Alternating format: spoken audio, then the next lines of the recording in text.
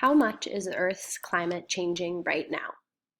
So first they give us this graph that's titled Annual Global Temperature Change. And remember, when we look at a graph, we always want to write the x and the y-axis down so we know what this graph is showing us. They have not labeled these, so I'm going to talk you through it. Our x-axis is the horizontal line at the bottom of the graph, and that is showing year. It's showing us 1880 all the way until 2000. The y-axis, which is what is going up and down, which is vertical, is showing us the increase in temperature in units of Fahrenheit.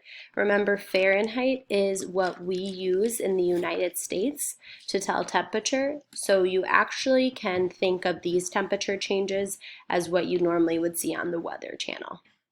And what they're showing is the temperature that is going up and down over these years, and we're looking for a gradual increase of 2 degrees Fahrenheit over this many years. Some parts of Earth are warming faster than others, but on average, global air temperatures near Earth's surface have gone up about 2 degrees Fahrenheit in the past 100 years. In fact, the past 5 years have been the warmest 5 years in centuries. Many people, including scientists, are concerned about this warming.